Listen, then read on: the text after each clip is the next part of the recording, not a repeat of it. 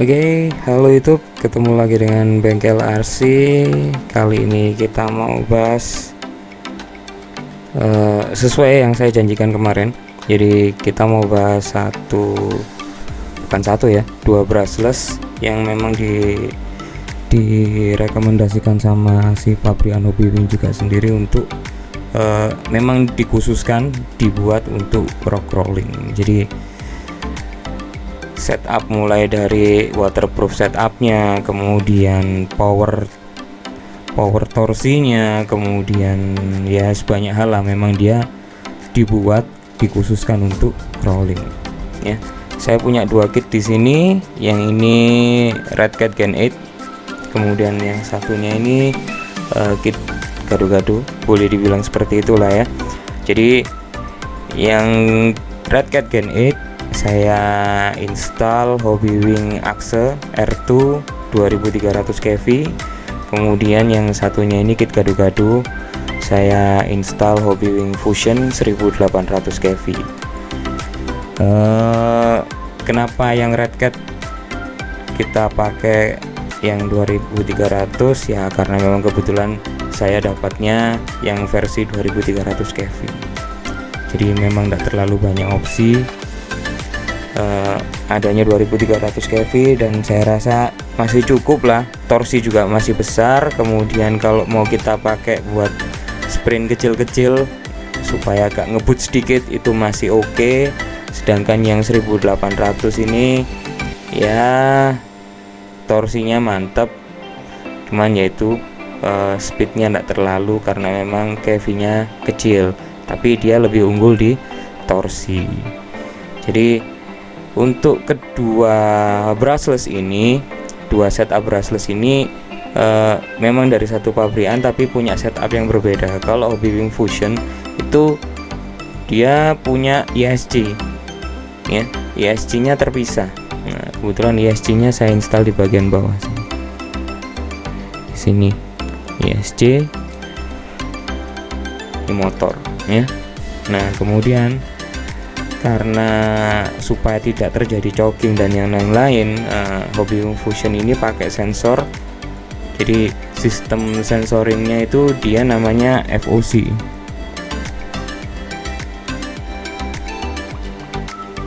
ya.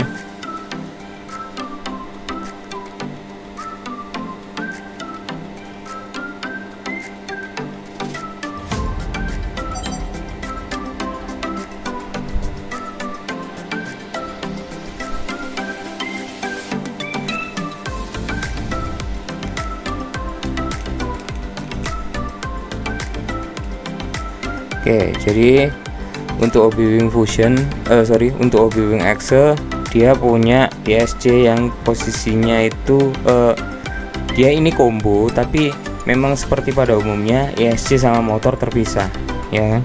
Sedangkan untuk yang Fusion, ESC sama motor itu include jadi satu di bodi motornya. Jadi di bagian belakang di sini ada ESC, bagian depan ini motor. Memang lebih ringkas, tapi motor jadi sizingnya jadi lebih panjang. Nah, beda dengan yang Hobbywing Axe. Jadi motornya juga tidak terlalu panjang, tapi sistemnya juga sudah sensor. Nah, keunggulannya kenapa dia memang di setup untuk crawling dari sisi waterproofingnya. Jadi kabel sensor ini bukan lagi kabel sensor yang nempel di motor bentuknya, yang pakai soket yang agak panjang itu ya kan. Sekarang untuk di Hobbywing Axe sensornya itu modelnya seperti, kalau teman-teman tahu XLV atau mungkin pernah tahu PS2, konektor PS2 seperti punya keyboard model lama gitu. Nah, kira-kira bentuknya seperti itu, jadi bulat, cuman dia nanti dikunci pakai screw, jadi ada locknya di sini di bagian tengah di sini. Ini untuk kunci, jadi ini diputar. Nah, buat apa? Ya itu tadi, untuk menjaga supaya combo ini tetap waterproof. Sedangkan kalau di Hobbywing Fusion sudah tidak perlu lagi, karena semuanya juga sudah integrated jadi satu ya. Kenapa buat crawling? Kevi kecil di bawah 2500, kevi kecil juga, dua-duanya pakai kevi kecil. Waterproof setupnya dari pabrikan, walaupun ya mungkin beberapa orang masih ragu waterproofnya itu betulan atau enggak, tapi kalau saya sih sudah yakin aja. Kelihatan kan di sini kitnya kotornya kayak gimana. Jadi memang beberapa kali saya pakai hujan-hujan, lewatkan kubangan air juga. Kemudian sensor ya, dua-duanya sensor. Kalau di Hobbiewing itu dia bilang sistemnya namanya FOC, nggak tahu maksudnya apa, tapi yang jelas nggak ada jogging, nggak ada istilahnya kayak berebet-berebet gitu. Kemudian torsi besar karena memang kakinya kecil, saya pakai beberapa kali buat crawling. Memang mungkin ya saya hampir nggak pernah bikin video footage-nya, hampir jarang bikin video footage tentang RC-nya sendiri, tapi lebih banyak ke teknisnya. Tapi overall saya puas dengan Fusion ataupun dengan Excel. Nah, sekarang beberapa kelebihan sama kekurangannya. Yang jelas kalau dengan sistemnya Excel ini pricingnya jauh lebih tinggi karena dia harus sebuah sistem yang terpisah, kemudian banyak setup yang harus dilakukan ya. Material yang digunakan juga akan jauh lebih banyak, sehingga harganya juga selisihnya agak lumayan. Sedangkan yang Fusion, harga kalau dibanding dengan yang Excel jauh lebih murah ya, Fusion. Kemudian kenapa dia bisa murah? Material yang dipakai mungkin lebih sedikit, atau mungkin output ampere yang dikeluarkan juga bisa lebih kecil, karena dengan sizing ESC yang sebesar ini, saya rasa penempatan MOSFET-nya juga tidak akan bisa terlalu banyak. Jadi ya disesuaikan dengan bentuknya aja. Kemudian dari sisi material juga lebih sedikit, harganya jauh bisa lebih murah. Nah, itu kalau dari sisi pricing saya rasa Hobbiewing Fusion jauh lebih unggul. Tapi kalau dari sisi durability, nah ini kan kita juga belum tahu. Tapi yang namanya brand Hobbiewing ya oke lah ya. Kalau dari sisi durability, yang jelas kalau si Excel ketika ESC-nya rusak, si motor ndak ikut-ikut. Ya kan? Jadi kalau ESC-nya rusak kita bisa beli ESC-nya aja, kalau motornya rusak kita bisa beli motornya aja. Sedangkan kalau di Hobbiewing Excel untuk masalah durability atau ketahanan, ketika ESC-nya rusak ya sudah, semuanya rusak. Ketika motornya rusak ya sudah, semuanya rusak. Tidak ada opsi untuk repairing. Maksudnya ada part yang boleh kita replace misalnya gitu. Kalau mau cari gampangnya, yang jelaskan kira-kira langkahnya seperti itu ya.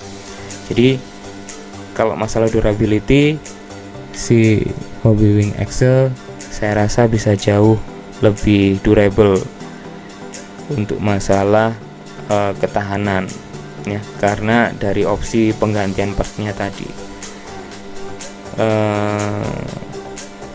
Fleksibilitas instalasi. Nah, yang jelas kalau si Hobbiewing Excel fleksibelnya ya karena keterbatasan panjang kabel sensor ini, kita tidak bisa seenaknya taruh ESC dimanapun. Ya harus tidak boleh melewati panjangnya, karena kalau sudah tidak connect ya makin repot nanti, ya kan? Sedangkan kalau untuk masalah fleksibilitas, si Hobbiewing Fusion ya ini lebih mudah, walaupun mungkin dia punya bodi yang agak bongsor.